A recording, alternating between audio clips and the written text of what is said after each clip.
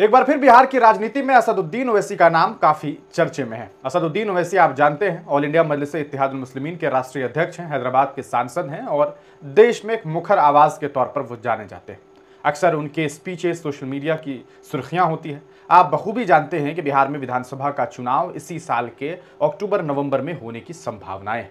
ऐसे में बिहार में राजनीतिक तैयारियां जो है अलग अलग दल के द्वारा शुरू हो गई है। असदुद्दीन ओवैसी पिछले दिनों बिहार में 3 दिवसीय दौरे पर थे। इस दरमियान उन्होंने 2 सभाएं की। एक सभा जो उनकी थी वो आपको 3 तारीख को उन्होंने सीमांचल में किया। वहीं दूसरा जो उनका काफी कहा सकता है चर्चित सभा रहा है, वह आपको इसी बिहार के तिरहुत क्षेत्र के मोतिहारी के चंपारण के ढाका के मैदान में उनका एक सम्मेलन हुआ।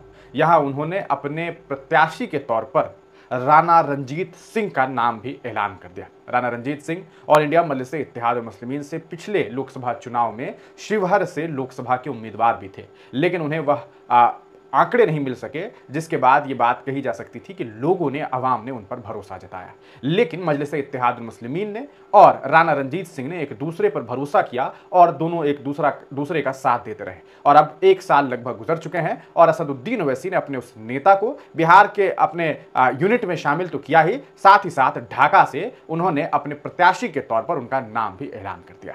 आप स्क्रीन पर एक तस्वीर देख रहे होंगे, यह राणा रणजीत सिंह है। लेकिन एक बार फिर राणा रणजीत सिंह का विरोध सोशल मीडिया पर थोड़ा बहुत शुरू हो गया है। वो इसलिए क्योंकि कौन है राणा रणजीत सिंह। राणा रणजीत सिंह की बात करेंगे तो यह सीताराम बाबू के पुत्र हैं। सीताराम बाबू काफी चर्चित नेता रहे हैं और एक समाजवादी नेता रहे, लेकिन उनके जो पुत्र हैं, 2 पुत्र काफी चर्चे में, राणा रणजीत सिंह और राणा रणधीर सिंह। राणा रणजीत सिंह की कई तस्वीरें हैं जिसमें वो भारतीय जनता पार्टी के लिए प्रचार प्रसार करते हुए दिखाई देते हैं। उनके फेसबुक वॉल पर भी कई ऐसे पोस्ट्स रहे हैं जिसमें उन्होंने खुलेआम जो है वह समर्थन भारतीय जनता पार्टी का किया है। साथ ही साथ उनकी कुछ तस्वीरें ऐसी भी है जिसमें साफ तौर पर ऐसा लगता है कि उनके लिबास से यह झलक रहा है कि वो बीजेपी का पूर्ण समर्थन कर रहे हैं। साथ ही साथ उन्होंने 370 आर्टिकल के रिवोक पर भी अपना एक वीडियो जारी किया था। ऐसा एक वीडियो सोशल मीडिया पर वायरल किया जाता है कि उन्होंने बीजेपी का समर्थन किया था, उस फैसले का समर्थन किया था। लेकिन फिर क्या हुआ? फिर यह हुआ कि राणा रणजीत सिंह का मन बदल गया। उन्हें अपने पिता की वो छवि याद आई, समाजवादी छवि याद आई और उन्होंने समाजवाद की तरफ अपना कदम बढ़ाया। पहले तो वह जनसुराज पार्टी की तरफ गए, यानी कि प्रशांत किशोर की पार्टी जनसुराज की तरफ, लेकिन वहां से भी उन्होंने रिश्ते नाते तोड़ लिए और पिछले ही साल वह ऑल इंडिया मजलिस-ए-इत्तेहादुल मुस्लिमीन के करीबी हो गए और असदुद्दीन ओवैसी से मुलाकात के बाद उन्होंने यहां से लोकसभा का चुनाव भी लड़ा शिवहर से, लेकिन बहुत करारी हार मिली और इस बार उन्हें विधायक का प्रत्याशी बनाया गया। आपको बताते चले, राणा रणजीत सिंह के भाई हैं, उनका नाम है राणा रणधीर सिंह। रणधीर सिंह जो है वो मधुबन एक विधानसभा क्षेत्र है, वहां से विधायक हैं बीजेपी के। अब बीजेपी के विधायक के भाई को ऑल इंडिया मजलिस-ए-इत्तेहादुल मुस्लिमीन ने टिकट दिया है, यह बातें चर्चा बटोर रही है।